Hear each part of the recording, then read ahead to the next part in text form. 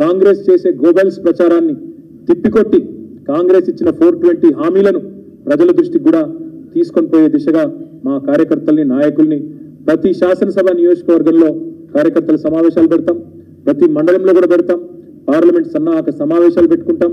కేవలం పార్లమెంట్కే కాదు, రాబోయే రోజుల్లో వచ్చే పంచాయతీ ఎన్నికలకు, మున్సిపల్ ఎన్నికలకు, జిల్లా పరిషత్ ఎన్నికలకు అన్నిటికి కూడా కార్యకర్తలను సన్నద్ధులను చేస్తూ ముందుకు పోతాం. తప్పకుండా ప్రజలకు అన్ని విషయాలు కూడా మళ్ళీ గుర్తు చేస్తాం. ఆనాడు ప్రతిపక్షంలో ఉన్నప్పుడు కాంగ్రెస్ పార్టీ కేసులు వేసి ప్రాజెక్టులకు అడ్డుకున్నదే వీళ్ళు. ఆనాడు 7 మండలాలు గుంజుకొని మరి లోయర్ సీలర్ ప్రాజెక్టును గుంజుకొని తెలంగాణ నోట్లో మట్టి కొడుతున్నప్పుడు ఈ కాంగ్రెస్ పార్టీ వ్యతిరేకించలేదు. బీజేపీ చేస్తున్న ప్రయత్నానికి అడ్డుగలిగే ప్రయత్నం కూడా ఆనాడు చేయలేదు. అదే మాదిరిగా విభజన హామీల మీద బయ్యార ముక్కు కర్మాగారం కానీ, కాజీపేట కోచ్ ఫ్యాక్టరీ గురించి కానీ ఒక్క రోజున్న కాంగ్రెస్ పార్టీ ఎన్నడన్నా పార్లమెంట్లో మాట్లాడిందా? ఆ విషయాన్ని కూడా తప్పకుండా గుర్తు చేస్తాం. నీళ్ల వాటాలు తేల్చినప్పుడు, నిధులు ఇవ్వకుండా సతాయించినప్పుడు, కేంద్రం వివక్ష చూపుతున్నప్పుడు, మెడికల్ కాలేజీలు ఇవ్వకుండా, నర్సింగ్ కాలేజీలు ఇవ్వకుండా తప్పించుకున్నప్పుడు ఎన్నడన్నా బీజేపీ ఎంపీలు కానీ, కాంగ్రెస్ ఎంపీలు కానీ తెలంగాణ గురించి జరుగుతున్న అన్యాయం గురించి ఎన్నడన్నా మాట్లాడినరా? ఈ విషయాన్ని కూడా ప్రజలకు గుర్తు చేస్తాం. హైకమాండ్ పర్మిషన్ లేనిదే ఉలకలేని పలకలేని డూడు బసవన్నలను కాంగ్రెస్ ఎంపీలు కానీ, బీజేపీ ఎంపీలు కానీ వాళ్ళని గెలిపిస్తే తెలంగాణ ప్రయోజనాలు శాశ్వతంగా మంటగలుస్తాయనే మాట కూడా తప్పకుండా ప్రజలకు చెప్తాం. సరే, అదేవిధంగా ఇంకా చాలా దుర్మార్గమైన కార్యక్రమాలు కూడా చేసినారు, అవన్నీ కూడా చెప్తాం. తప్పకుండా బీజేపీని కూడా, ఎందుకంటే 1-2 కాదు, ఒకవైపు కాంగ్రెస్ ఏమో శూన్య హస్తాలు శుష్కప్రియాలు అన్నట్టు వాళ్ళేమో నోరు మెదపకుండా కార్యాచరణ లేకుండా వాళ్ళు పూర్తి స్థాయిలో క్రియాహీనంగా వాళ్ళు ఉంటే, ఇంకోవైపు బీజేపీ గత 10 సంవత్సరాలు తెలంగాణ గిట్టకుండా తెలంగాణ పేరే మాకు పడది అన్నట్టు అడుగడుగున అవమానించింది. తెలంగాణ పుట్టుకను కూడా అవమానించిందే ఈ ప్రధానమంత్రి మోడీ గారు. అందుకే తెలంగాణకి అడుగడుగున తెలంగాణ మీద ప్రశ్నిస్తేనే పగబట్టినట్టు వ్యవహారం చేసిన బీజేపీకి కూడా ప్రజాక్షేత్రంలో బుద్ధి చెప్పాలి. పురిట్లోనే ఆనాడు తొలిద్రోహం చేసి 7 మండలాలు గుంజుకొని, విద్యుత్ ప్రాజెక్టులు గుంజుకొని అక్కడి నుంచి మొత్తం ద్రోహాలు దోకాల పరంపరను ప్రారంభించిందే బీజేపీ. విభజన హామీలు నెరవేర్చింది బీజేపీ. నీతి ఆయోగ్ 24,000 కోట్లు ఇవ్వండి మిషన్ భగీరథకి, మిషన్ కాకతీయకని చెప్పినా ఒక్క పైసా ఇయ్యనిది బీజేపీ. అదేవిధంగా కాజీపేట కోచ్ ఫ్యాక్టరీని కథం పట్టించింది బీజేపీ. గిరిజన యూనివర్సిటీని ఏళ్ల పాటు పెండింగ్ లో పెట్టి మొన్న ఎన్నికల కోసం అని చెప్పి మొన్న ఏదో బయటకు తీసుకొచ్చినట్టు చేసి యాక్టింగ్ చేస్తున్నది బీజేపీ. ఆదివాసీ బిడ్డలకు, గిరిజన బిడ్డలకు అన్యాయం చేసిందే బీజేపీ. ఒక్క నవోదయ పాఠశాల ఇవ్వకుండా, ఒక్క కస్తూర్బా విద్యాలయం ఇవ్వకుండా ఈ 9.5 ఏళ్లు తెలంగాణ విద్యార్థులను సతాయించిందే బీజేపీ. ఐటీఐఆర్ను రద్దు చేసి తెలంగాణ యువత నోట్లో మట్టి కొట్టింది బీజేపీ. కృష్ణా జలాల్లో వాటా తేల్చకుండా, ఒక్క ప్రాజెక్టు జాతీయ హోదా ఇవ్వకుండా, కనీసం ట్రిబ్యునల్ కూడా నీటి వాటాల పంపిణీ తేల్చకుండా తెలంగాణ రైతుల నోట్లో మట్టి కొట్టింది బీజేపీ. జాతీయ హోదా ఇవ్వకుండా మట్టి కొట్టింది బీజేపీ. రైతుల మోటార్లకు మీటర్లు పెట్టాలని చెప్పి మెడ మీద కత్తి పెట్టిందే తెలంగాణ రైతాంగం మీద పగబట్టిందే బీజేపీ. బొగ్గుబాయిల్ని వేలమేసి సిరివెలుగుల సింగరేణిని చీకట్లోకి నెట్టాలని ప్రయత్నం చేసిందే బీజేపీ. ఆదిలాబాద్ లో సిమెంట్ కార్పొరేషన్ ఆఫ్ ఇండియాను తెరుస్తామని చెప్పి అమిత్ షా స్వయంగా వచ్చి నమ్మబలికి తుక్కు కింద అమ్మేసింది ఇదే బీజేపీ ప్రభుత్వం. వడ్లు కొనకుండా తిప్పలు పెట్టి నూకలు తినమని చెప్పి అవమానించింది బీజేపీ. బీజేపీ చెప్పాలంటే చాలా ఉన్నాయి. హైదరాబాద్ లో మెట్రోకు నయా పైసం సాయం చేయలేదు. 157 మెడికల్ కాలేజీలు దేశంలో ఇచ్చినా ఒక్కటి మనకి ఇయ్యలేదు. ఒక్క నవోదయ పాఠశాల ఇయ్యలేదు. ఇక అందుకే మేము చెప్పేది, మత విద్వేషం తప్ప చేసిన మంచి పని ఒక్కటి కూడా లేదు. అందుకే మేము ఈ రాష్ట్ర ప్రజలని చేసే విజ్ఞప్తి ఒకటే, మోడీతో పోరాడాలంటే, మోడీతో ఢీకొట్టాలంటే దమ్మున్న నాయకుడు కావాలి. ఆ నాయకుడు కేసీఆర్ గారు. మొత్తం దేశంలోని అన్ని పార్టీలు మరి మాట్లాడినప్పుడు కూడా ఆనాడు పౌరసత్వ సవరణ బిల్లును, సిటిజన్ అమెండ్మెంట్ యాక్ట్ను నిర్ద్వందంగా వ్యతిరేకించింది బీఆర్ఎస్. మొన్న యూనిఫామ్ సివిల్ కోడ్ అన్న ప్రస్తావన వస్తే పూర్తి స్థాయిలో దాన్ని తిరస్కరించింది బీఆర్ఎస్. మోడీ సర్కారు నల్ల చట్టాలు తెచ్చి వ్యవసాయానికి పూర్తి స్థాయి ఒక ద్రోహం చేసే ప్రయత్నం చేసి రైతుల మెడ మీద కత్తి పెడితే ఆనాడు ఆ 3 నల్ల చట్టాలను వ్యతిరేకిస్తూ పార్లమెంటులో ఓటు వేసింది బీఆర్ఎస్. ఎన్నో సందర్భాల్లో ఈ వికృత విద్వేష రాజకీయాలను, మతం పేరిట జరిగే ప్రయత్నాలను నిర్ద్వందంగా అడ్డుకున్నది బీఆర్ఎస్. మోడీని ఢీకొన్నది బీఆర్ఎస్. అందుకే తెలంగాణ ప్రజలకు మేము చేసే విజ్ఞప్తి, తెలంగాణ గలం, తెలంగాణ దళం, తెలంగాణ బలం కేసీఆర్ గారి టీం. అందుకే ఈ పార్టీ ఖచ్చితంగా ఎంపీలు అక్కడ ఉంటేనే మన ప్రయోజనాలు పరిరక్షించబడతాయి. రెండు జాతీయ పార్టీలు కూడా అవసరమైతే కుమ్మక్కై రాజకీయం చేస్తాయి, అవసరమైతే అండర్స్టాండింగ్ కూడా వచ్చినా ఆశ్చర్యం లేదు. పోయినసారి కరీంనగర్లో, నిజామాబాద్లో ఇంకా చాలా చోట్ల ప్రయత్నాలు చేసినారు. ఈసారి కూడా నేను గుర్తు చేస్తా ఉన్నా మీకు, ఈసారి శాసనసభ ఎన్నికల్లో కూడా బీజేపీ అభ్యర్థులను ఓడగొట్టింది ఎవరండి? బండి సంజయ్ని ఓడించింది బీఆర్ఎస్ కాదా? అరవింద్ ధర్మపురిని ఓడించింది బీఆర్ఎస్ కాదా? రాజాసింగ్ను దాదాపు ఓడించినంత పనిచేసింది బీఆర్ఎస్ కాదా? ఈటెల రాజేందర్ గారిని ఓడించింది బీఆర్ఎస్ కాదా? ఎవరైతే బీజేపీ గట్టి నాయకులు అని చెప్పుకుంటూ ఉన్నారో, ఎవరైతే బీజేపీకి పెద్ద పెద్ద గండరలు అని చెప్పుకున్నారో, మా దెబ్బకు జడిసే కదా మన కిషన్ రెడ్డి గారు పోటీ చేయాలి అంబర్పేట నుంచి. పోయినసారి ఆయన నిలబొట్టింది బీఆర్ఎస్ కాదా? ఈసారి తప్పించుకొని పారిపోలేదా కిషన్ రెడ్డి గారు? ఈసారి మీరు చూడండి, బలమైన బీజేపీ అభ్యర్థులను ఓడించింది ఎవరు? అందుకే మేము రాష్ట్ర ప్రజలకు విజ్ఞప్తి చేస్తూ ఉన్నాం, బీజేపీని నిలువరించే శక్తి ఉన్నది కేవలం బీఆర్ఎస్కే, కాంగ్రెస్కి ఆ శక్తి లేదు.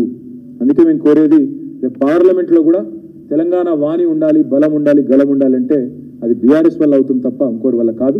ఈ మీటింగ్ ఈరోజు మొదటిది.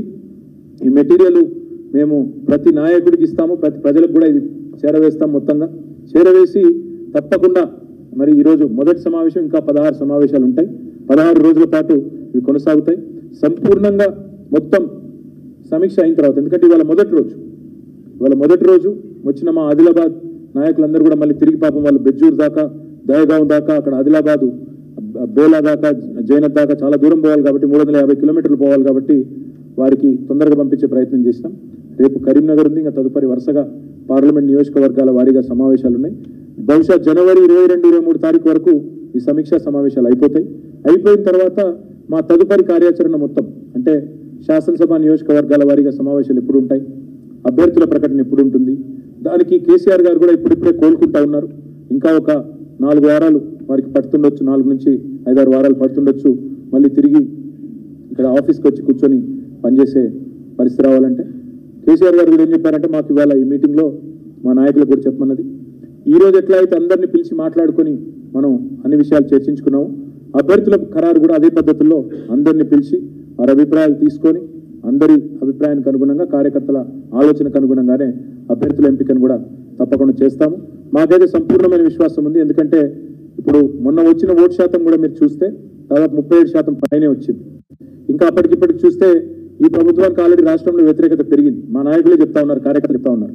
ఆటో డ్రైవర్లు సమ్మెలు చేస్తున్నారు, బస్సులో మహిళలు కొట్టుకుంటా ఉన్నారు, రైతులు ఆల్రెడీ నిస్తేజంలో ఉన్నారు. రైతు బంధు ఎప్పుడు పడుతుందో ఏందో, బోనస్ లేదు, ఏం లేదు. ఆల్రెడీ రైతాంగంలో కూడా ఒక రకమైన నిరాశ ప్రారంభమైంది. కొత్తగా నాకు తెలిసి వీళ్ళకు పాజిటివ్గా ఒక కార్యక్రమం కూడా చేసిందేమీ లేదు. కాబట్టి మాకున్న విశ్వాసం ఏంటంటే, ఆల్రెడీ కేసీఆర్ గారు కూడా అయ్యో ఆయన ముఖ్యమంత్రి లేరు అనే భావన కూడా ప్రజల్లో ఉంది. కాబట్టి తప్పకుండా పార్లమెంట్లో మంచి ఫలితాలు వస్తాయి. తదనంతరం జరిగే పంచాయతీ ఎన్నికలు, లోకల్ బాడీ ఎలక్షన్స్లో కూడా మంచి ఫలితాలు సాధిస్తామనే విశ్వాసం ఉంది. మా కార్యాచరణ కొనసాగిస్తూ, పార్లమెంట్ నియోజకవర్గాల సమీక్షలు కొనసాగిస్తూ ముందుకు పోతాం. మళ్ళొక్కసారి నేను చెప్పేది, తెలంగాణ బలం, తెలంగాణ గలం, తెలంగాణ దళం పార్లమెంట్లో ఉండాలంటే కేసీఆర్ గారి ఎంపీలు ఉండాలి, బీఆర్ఎస్ ఎంపీలు ఉండాలి. ఇది దయచేసి తెలంగాణ ప్రజలు అర్థం చేసుకుని రేపటి పార్లమెంట్ ఎన్నికల్లో మాకు మద్దతు ఇస్తారని చెప్పి ఆశిస్తూ మీకు కూడా అందరికీ ధన్యవాదాలు. 22-23 దాకా మరి మా సమీక్షా సమావేశాలు ఉంటాయి. ఆ తర్వాత కేసీఆర్ గారు తిరిగి మళ్ళీ ఆఫీస్కి వచ్చి, ఇప్పుడు మాకు రెగ్యులర్గా రోజు సమీక్ష చేస్తూనే ఉన్నారు, రోజు మాకు సూచనలు ఇస్తూనే ఉన్నారు, డైరెక్షన్లు ఇస్తూనే ఉన్నారు. కాబట్టి అభ్యర్థుల ఖరారు విషయంలో పార్టీ ఏం చేయాలి అనేది అందరి అభిప్రాయాలు తీసుకొని ఈరోజు ఎట్లా అయితే చేశామో అదే పద్ధతిలో పోతాం తప్ప గతంలో చిన్న చిన్న పొరపాట్లు జరిగినాయి. కాబట్టి అవన్నీ కూడా సవరించుకుంటాం. నేను మళ్ళీ చెప్తా ఉన్నా, మేము కూడా ఇప్పుడు ఓటమి నుంచి తప్పకుండా ఏ పార్టీ అయినా, ఏ వ్యవస్థ అయినా తప్పకుండా పాఠాలు నేర్చుకోవాలి. మేము కూడా నేర్చుకుంటున్నాం, ప్రజలకు కూడా అదే అప్పీల్ చేస్తూ ఉన్నాం. ఈరోజు దాదాపు 26 మంది మాట్లాడారు, దాదాపు 170 సజెషన్లు వచ్చినాయి. 170 మంది లిఖితపూర్వకంగా సజెషన్లు ఇచ్చారు మా వాళ్ళు. అంటే దాదాపు 200 మంది వచ్చిన 500 మందిలో 200 మంది తమ అభిప్రాయాలు వెల్లడించారు. మేము కూడా అవన్నీ చూసుకుంటున్నాం, అన్ని నోట్ చేసుకున్నాము, క్రోడీకరించుకున్నాము. ఇంత పెద్ద చిట్టా ఉంది ఇప్పుడు మా దగ్గర. అవన్నీ కేసీఆర్ గారికి సమర్పిస్తాము. వారికి కూడా వచ్చిన అభిప్రాయాల సమాహారం మొత్తం కూడా వారికి చెప్తాం. పథకాలు, పార్టీ నిర్మాణము, ఏం చేయాలి, పార్లమెంట్ ఎన్నికలు ఎట్లా ఎదుర్కోవాలి, రాబోయే 5 ఏళ్ళు ఎట్లా పనిచేయాలి, ఇవన్నింటి విషయాల్లో చాలా డీటెయిల్డ్గా మాకు మా వాళ్ళు సూచనలు ఇచ్చారు. తప్పకుండా వాటిని కూడా స్వీకరించి అభ్యర్థుల విషయానికి వస్తే మరి పార్టీ మొత్తంగా తీసుకుని అందరం ముఖ్యులందరం కూర్చొని నిర్ణయం తీసుకుంటాం తప్ప ఏకపక్షమైన నిర్ణయాలు అట్లా ఉండవు. కేసీఆర్ గారు తిరిగి మళ్ళీ ఇక్కడ ఆఫీస్కి వచ్చిన తర్వాత అందరిని పిలిచి కూర్చోబెట్టి పార్లమెంట్ వారీగా అందరితో చర్చించిన తర్వాత నిర్ణయం తీసుకుంటాను.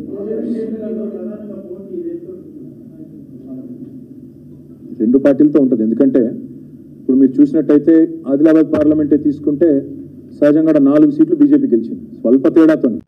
3000తో నిజానికి చెప్పాలంటే బ్రదర్, ఇప్పుడు మీరు మంచి ప్రశ్న అడిగారు. మేము గెలిచింది 39. ఆదిలాబాద్ మొన్న శాసనసభ నియోజకవర్గ ఎన్నికలు తీసుకుంటే 119 గాను మేము గెలిచింది 39, which is 1/3 of the entire state.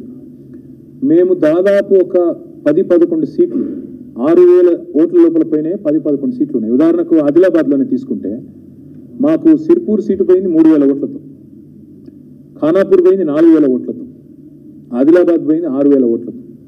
అంటే ఒక్క పార్లమెంట్లోనే 3 నియోజకవర్గాల్లో మాకు మరి చిన్న స్వల్ప తేడాతో పోయింది. కానీ మొత్తం 17 పార్లమెంట్ నియోజకవర్గాలు తీసుకుంటే మాకు మొత్తంగా చూస్తే 7 పార్లమెంట్ నియోజకవర్గాల్లో బీఆర్ఎస్ ఆధిక్యత ఉంది. మొత్తంగా చూసినట్టయితే 7 పార్లమెంట్, ఇప్పుడు ఆదిలాబాద్ పార్లమెంటే తీసుకుంటే దాదాపు 16-17 వేల లీడ్ ఉంది బీఆర్ఎస్కి మొత్తం మొన్నటి ఎన్నికల్లో ఓట్లు చూసుకుంటే. అట్లా మొత్తం 17లో 7 మాకు ఆధిక్యత కనబడతాం. 1-2 చోట్ల కొన్ని చోట్ల కాంగ్రెస్కు ఉన్నట్టుంది. ఓవరాల్గా చూసుకుంటే అందుకే ఒక్కో పార్లమెంట్లో పరిస్థితి ఒక్కోలాగా ఉండేటట్టుంది. కొన్ని చోట్ల కాంగ్రెస్తో పోటీ ఉండొచ్చు, కొన్ని చోట్ల బీజేపీతో ఉండొచ్చు. చూడాలి ఏం జరుగుతుందని చూడాలి. బీజేపీ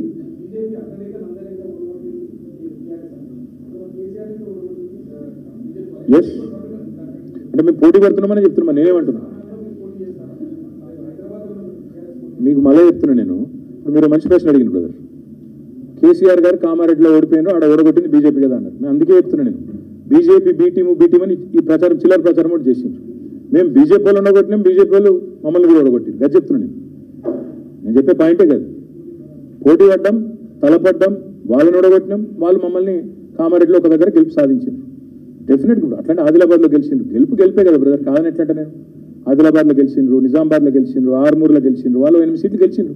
కాబట్టి ఈ బీటీం అనే చిల్లర ప్రచారం అయితే చేసిండ్రో వాళ్ళ అగ్రనాయకులను మేము ఓడగొట్టినాం, మా అధినాయకుడిని వాళ్ళు కూడా కామారెడ్డిలో ఓడగొట్టారు. కాబట్టి ఈ బీటీం అనే చిల్లర ప్రచారం ఏదైతే ఉందో ఇందులో అనుమాత్రం వాస్తవం లేదు. కాంగ్రెస్ చేసే చిల్లర ప్రచారాన్ని దయచేసి నమ్మవద్దు అని చెప్పి నేను ముఖ్యంగా మా మైనారిటీ సోదరులకు విజ్ఞప్తి చేస్తా ఉన్నాను.